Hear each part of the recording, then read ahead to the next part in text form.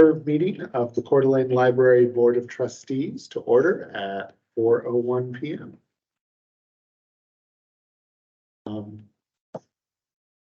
All the trustees are present, and so we will normally begin with public comment, but no one signed in for public comment today, so we move forward to the consent calendar.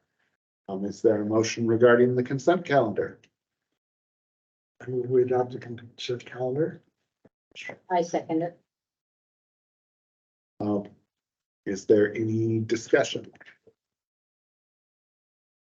And all in This favor? is the financial reports were to the end of the academic, the fiscal year. This is the official end of the fiscal year, and that report reflected that. Or debt. 0, 0, 0. And we went over in a few categories, but it's okay. Okay. Right. So all those in favor of adopting the consent calendar, say aye. Aye. Any opposed? The consent calendar carries as presented. Now we'll move forward to Michael's director's report. Okay, not too much out of the ordinary to report this time. We did have a contingent from the Idaho Commission for Libraries visit. When was that? September 28th. So it included, among many people from the state library, it included state librarian Stephanie Bailey White and all 5 Idaho Board of Library Commissioners.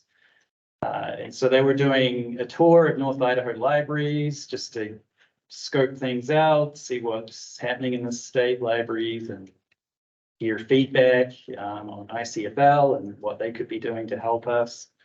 But they were really complimentary about the facility, particularly the updates to the children's library. They thought that was a great project. What else did they comment on? They were impressed with our current programming schedule, where we're really bringing in community members to present and co-present programs with us. Based on their skills and experience. So they like that as a template. And then our leadership role within the Cooperative Information Network. They thanked us for all that we do for the smaller libraries in this region. The lower level projects taken a new direction this time. So formally, we were looking at the entrance, the low level entrance, and creating a canopy that looked kind of sculptural, like a book. It was inviting, it was different, it was appealing to kids. Now we've decided to, given the cost of that project and the limited budget that we have, $20,000, we've now decided to pursue something that's more sculptural in scope, less practical, I suppose, but something that would fit that budget. So we've moved across a little bit on that facade of the building. So it's still going to be above the children's library and indicate the presence of the children's library there, which was the whole idea. But what we're planning to do is use the blank concrete slabs that are positioned there for sculptural work. So that would be the backing, and then an artist could attach their sculpture to that particular area, and they can use, if they wish, the 2 slabs, so run across the entire children's library. So we're kind of going back to basics with it, kind of the first concept. And then I guess Big Pickles, the air facade, has always been kind of an inspiration. So we're thinking in that vein. So Big Pickles have the circus animals hanging down from their canopy. We could do something similar. Yeah, it leaves the door open to doing a more sculptural work. So it's more 3D. Yeah, it wouldn't, I mean, we'd be looking for something that really pops out. It's kind of inspiring. So 3D would be great. The 4th Street parking garage recently had, well, over a year ago now, had that sculpture attached to the side, and that kind of pops out. So that's kind of what we're thinking. So we're working with Architects West, and we're about ready to present it to the Arts Commission and do a call for artists to use their channels and the people they want to do that.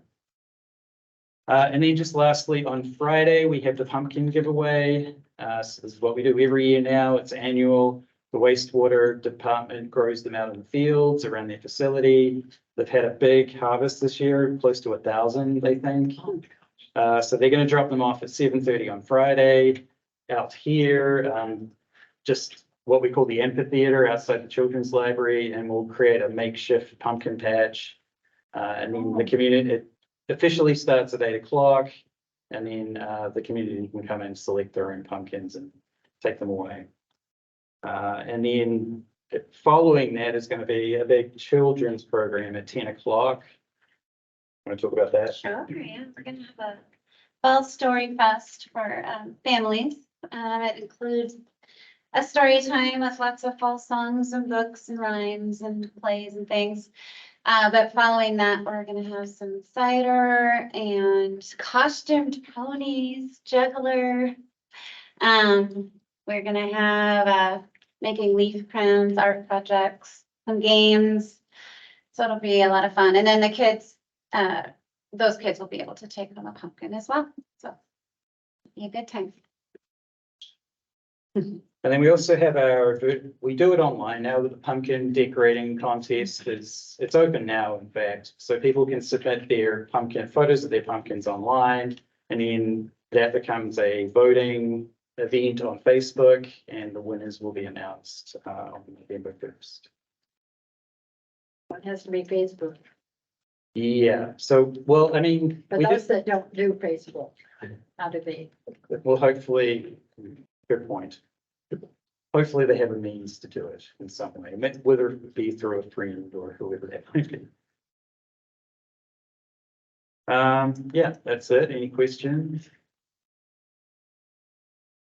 I just have one comment about staff report. I'd like to compliment Angela for all of her work in going to the schools in Coeur d'Alene. I think that's a wonderful thing that she's doing, and thank you. Yeah, the high schools have been a little hard to crack into in terms of really doing collaborative stuff and programming and events and that kind of thing. So Angela's making some good contacts and forging a path there. Sure. I was wondering for, oh, I'm sorry. Sorry. I was wondering for the pumpkin contest, maybe if we, or if you guys put it on Instagram, more like you, like where we can generate more of a youthful. Like I know me and my friends look at Instagram, not Facebook, so maybe if we put it there, you'll get more people, and that's Yeah, might be good point. beneficial for the high school program. Yeah, the library has an Instagram account too, so it's easy to maybe next year switch to Instagram if that has a wider reach. Could you do it now, Angela? Maybe. I'm not sure if I'm the one doing it or if JD is, but yeah, I didn't have the fire. Yeah, thank you. Thank you. And earlier I was remiss in not introducing our two new student representatives. So we are welcoming Ayla Friends and Lola Burns as our student representatives for the year. Thank you.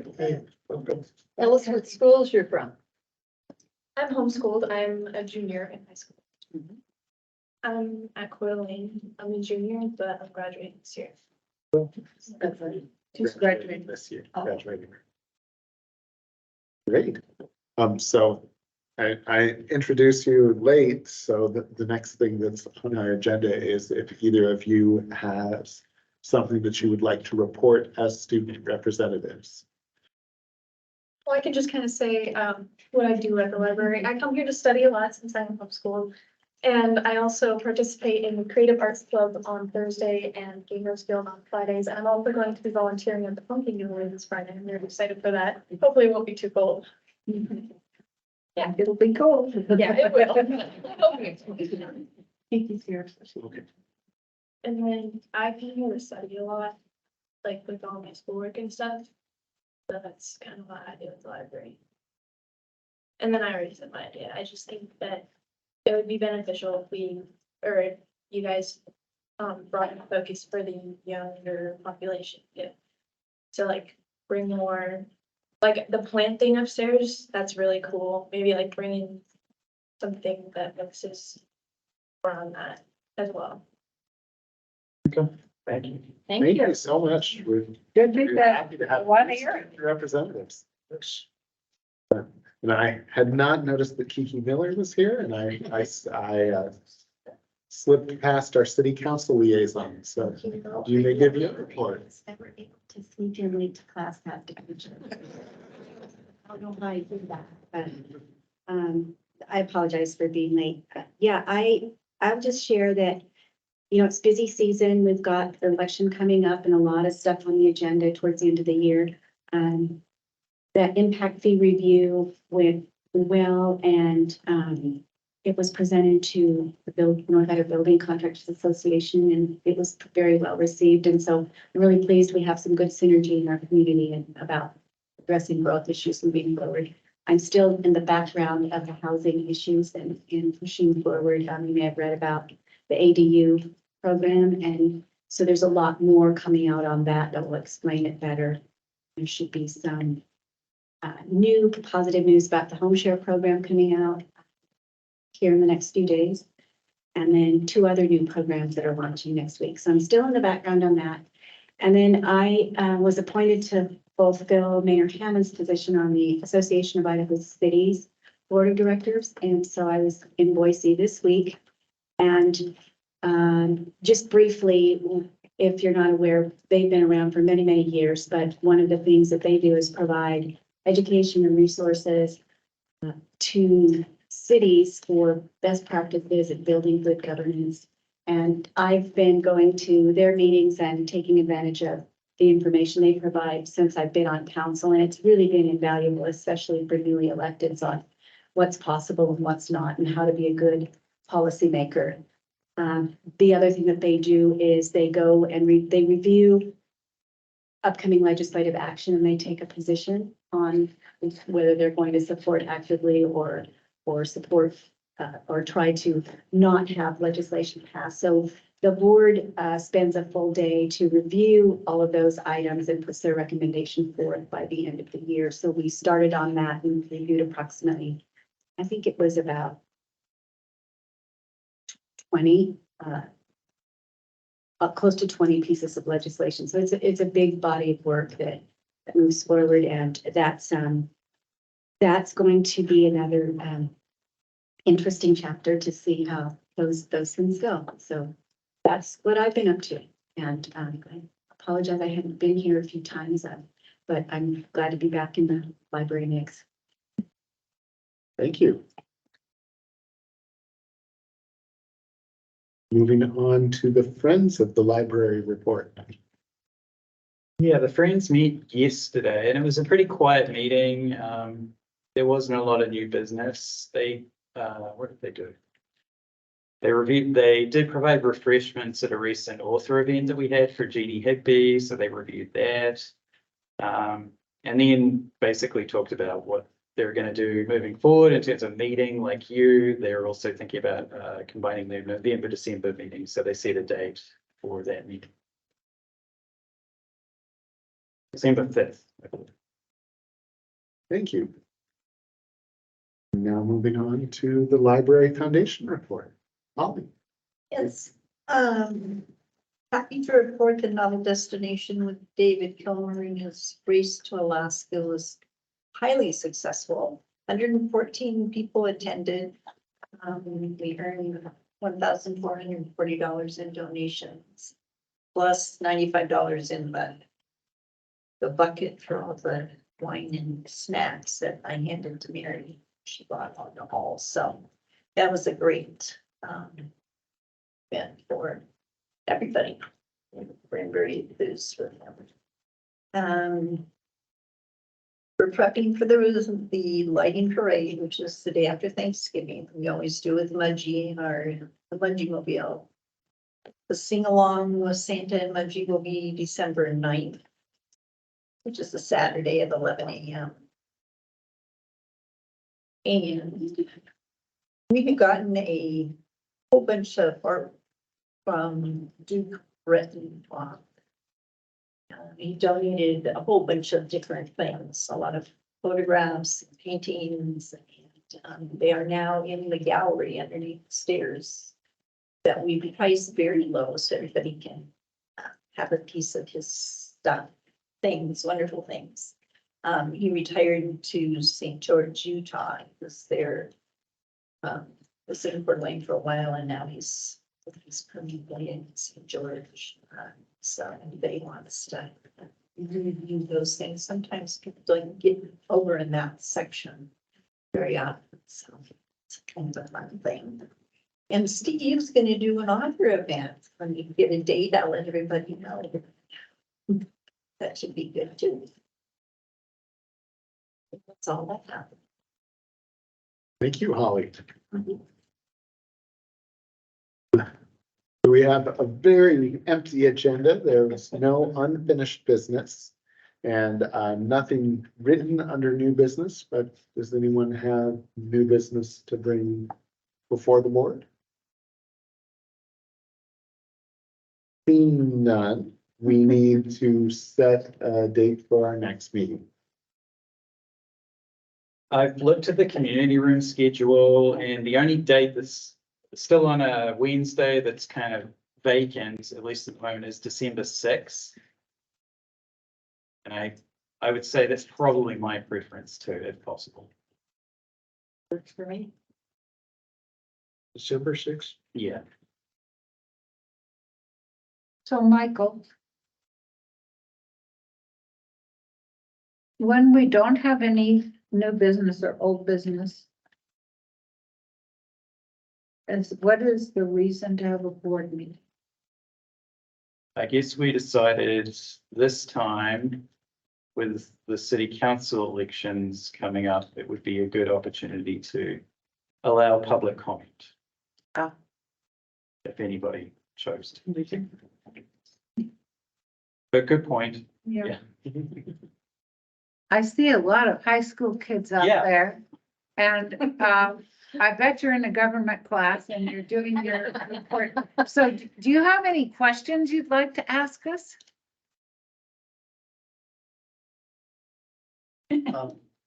It's not really related to like this meeting, but I'm just like unsure how to like find how to volunteer for like the events at the library. This is the lady you need to talk to. And if you don't run out after the meeting, she'll probably grab onto you. So you can find out. That is on the website, right? Basically for anybody interested, if you sign up for the team newsletter on our website, then you get like a monthly update from me with like all of the events coming up as well as volunteer opportunities. And you can just reply right back to that and say, hey, I want to volunteer for blah, blah, blah. And then we talk about it over email. But that's probably the easiest way to get started. And do you have any page opportunities? Not really. So we do take on volunteers from time to time who help out with ordering the collection, the shelves. We don't get a lot of requests for that, but it is a possibility. So where would you go if you wanted to do that? I guess Angela would be the, and Angela would where do we go on the website for that? If you go to the main website, there's one of the things says click the homepage. Oh, you can do that with you. But I think that's the easiest way. Sign up today. And then one of the options is team newsletter, a team monthly newsletter. And that basically comes to me and I add you to the list. And then you said also the team. I think there's something on the team page as well. So that was, sorry, services and then Yeah. team zone. You know what, I'm not positive where it is, but I think it's under suggested sites. I need to update this probably, but I think, maybe not just Email the library. Just email. Yeah. Just volunteer and call me. Newsletter's the best way to go, and you can always unsubscribe from it after you get, contact information. You still have forms at the reference desk as well, right? Yes, there's forms Okay, upstairs and and, ask for. yeah. There are volunteer forms as well, specifically for teams. Which will also add you to the newsletter. Someone's typing all that in. So for your notes to take back to prove that you were here, There's 4 teachers on this board and 1 attorney. So we were all upper division teachers, so we kind of know what you have to do. The city library, the trustees are not elected. They are appointed by the mayor and the city council. So city government separate. This library is completely separate from the county library system. The people that live in the county pay taxes for the county library system, but they don't pay taxes for this library. And so we are appointed the library trustees for the county library system, which is the whole county, all branches. They are elected. We all are responsible for the finances of the library. Both the city library and the county library trustees are responsible for the finances and to supervise the director of the library. But we do not supervise the staff of the library. So if our teen librarian gets herself in trouble, she has to work it out with our library director, Mr. Priest. Okay, but not with us. It's not our business. So we do a lot of work on policy and ethics and what the state laws say about libraries, what we can and cannot do as a library. Our major responsibility is to be sure that the library is accessible to all people of any type of diversity. And that is by state law. So we also look at long-range planning, what kinds of things we might consider maybe 5 years out, 10 years out, so that we can prepare and look for grants and see ways we can build a future for the library that's appealing. And of course, we listen to whatever the public has to say about what they like and what they don't like. And when we can follow it, when it fits into our responsibilities, we act on that.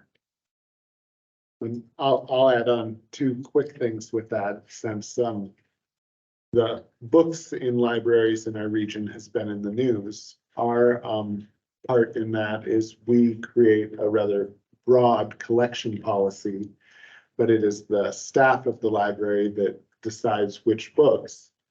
And then if there is someone who wants to challenge a book, there's a full procedure for that, where first they speak with library staff, and that issue only comes to the board if they decide to appeal the decision of the library staff. There's a process.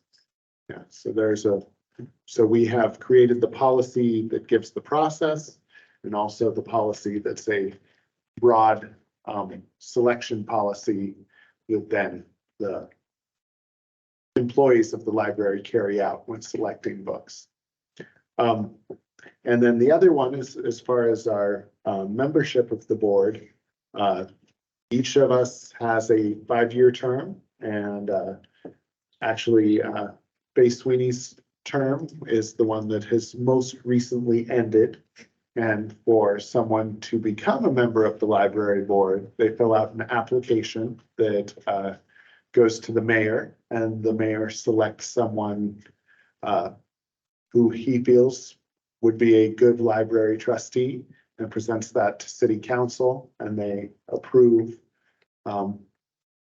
They are able to approve or not the person put forth by the mayor. So right now, we are looking forward to welcoming a new trustee after the mayor brings someone to council and is approved. So hopefully by our December meeting, we will have a new member.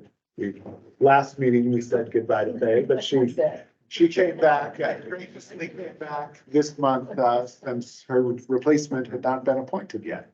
By law, my term doesn't end until my replacement is made by city council. We anticipate that'll be November 7th, I think.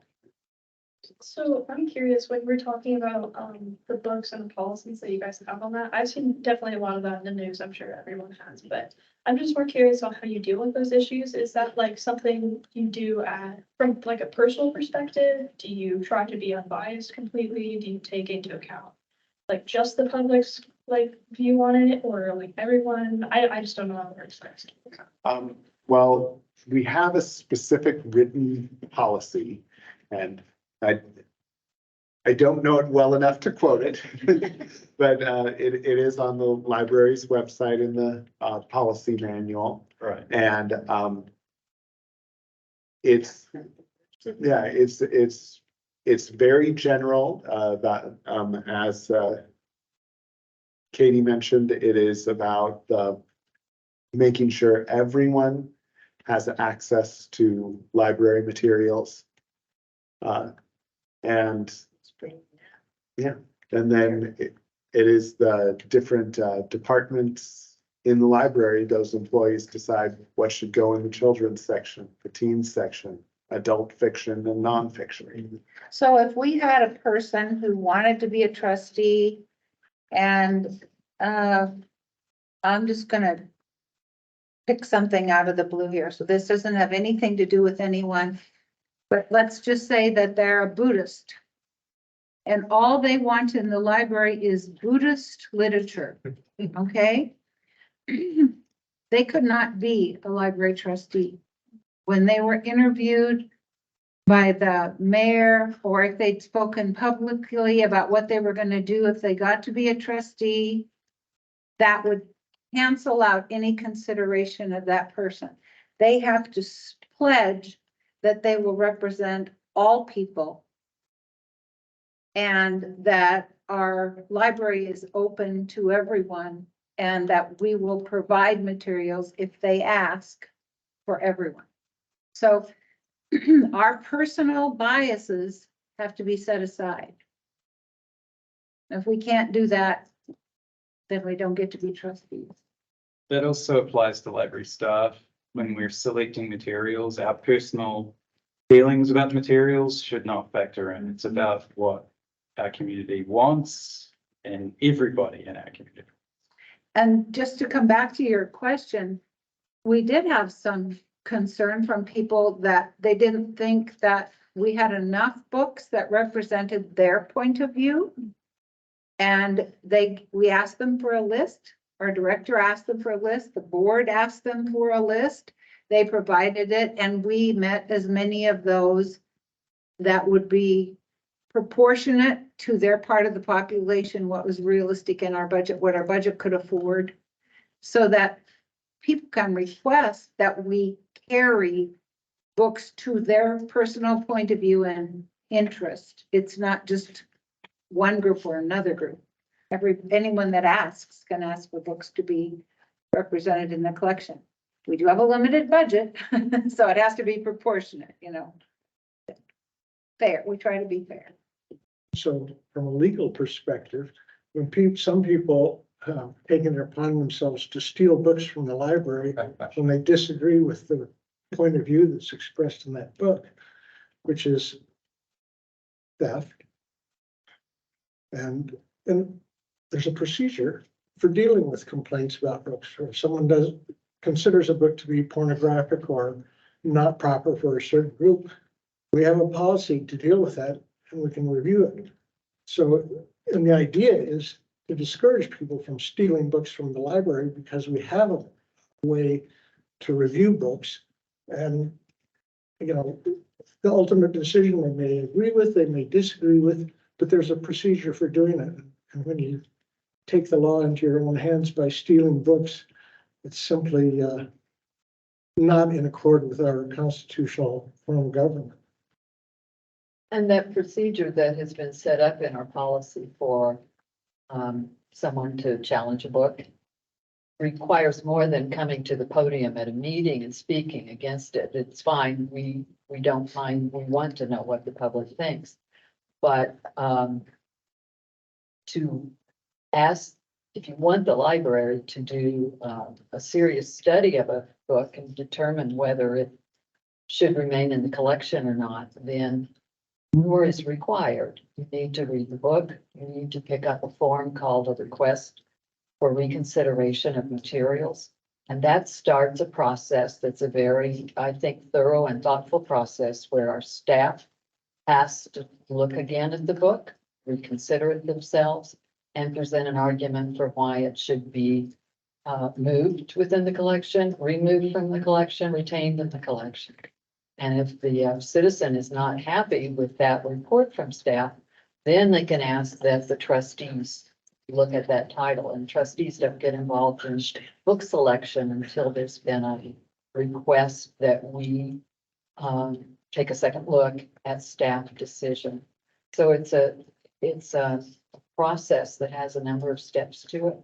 And it's a learning process for everyone, for the patron, and I think our staff learn more about the public and how they look at things. And it's always a good process for them to have to justify what they've done and rethink it. And we've only had 2 books that have come before the Board of Trustees. All the things you've read in the newspaper and heard about, only 2 books that were ever brought to the trustees. Well, and then Charlie, you order a fair number of books. How do you go about selecting the books that you order? So the library has a collections policy as well. And so you can probably speak more to this, but we again, try to stay impartial and choose books according to that policy. You know, primarily focusing on, you know, books that have been well reviewed, books that we don't already have in our collection that provide a broader array of titles, topics.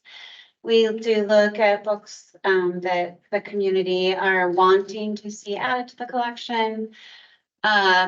Looking at books that aren't at other libraries in the network. You know, ultimately we want you know, everybody who's looking for a title to be able to find it, but we do want to make sure that you know, we also have a budget, of course. So, you know, according to our budget, you know, what we can add but trying to ultimately provide the most well-rounded collection that we can so that everybody finds something for them at the library. And Charlie, when you say you look at reviews, I think the public sometimes they think we're going on Amazon and looking at. comments or going to Goodreads. Right. Could you explain what you mean by reviews? Yeah, so we're looking at professional reviews or, so, you know, what a lot of, you know, school library journal, horn book, trying to think of that. I can think of others right now. What's that book list? Book Several- lists, yeah. Publishers Weekly, and a lot of times we're looking at multiple, you know, reviews to see, you know, where, how they're being regarded in the community in from multiple sources to find that. Does that answer your question? And then periodically, we do reading of books that haven't been checked out for a long time. We need to have space on our shelves for all the books that are requested and chosen. And so we do reading. How often is that done? As needed. So when we weed, we're looking at, books that haven't checked out for a long time, condition of the books, and then sometimes the age, particularly for nonfiction titles, subjects like health. Is that accurate information at this time? So when the shelves are getting a little full, we do go through pretty systematically and weed the titles that are fully into those categories that we no longer feel we need at the library. And it's a continuous cycle. We just added 17,000 books this last fiscal year. We needed to make space for those 17,000 books. So we weeded around 14,000 books. So it's a balancing act to make sure that the shelves aren't too full. We're still holding everything we need, yet we can accommodate everything. I would also add to that especially in the children's department where books get a lot of use, they're tasted, a lot of use. that a lot of the process just really happens slowly and naturally. As you know, that every week when we've got shelves full of damaged materials or lost materials that we're looking at. Should we mend it? Should we replace it? And that's again based on how many other copies are in the system, how popular is this book? Has it only checked out twice in the last 10 years? You know, there's a lot of different criteria, but a lot of that just happens just on a regular basis. You have lots of good notes.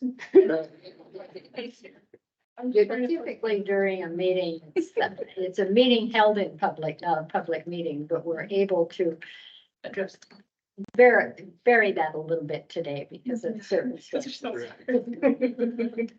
All right, so before we adjourn, is there any objection to our next meeting being December 6th at 4 p.m.? Being none, I adjourn this meeting. Thanks for coming. How many of you have Mr. Walters for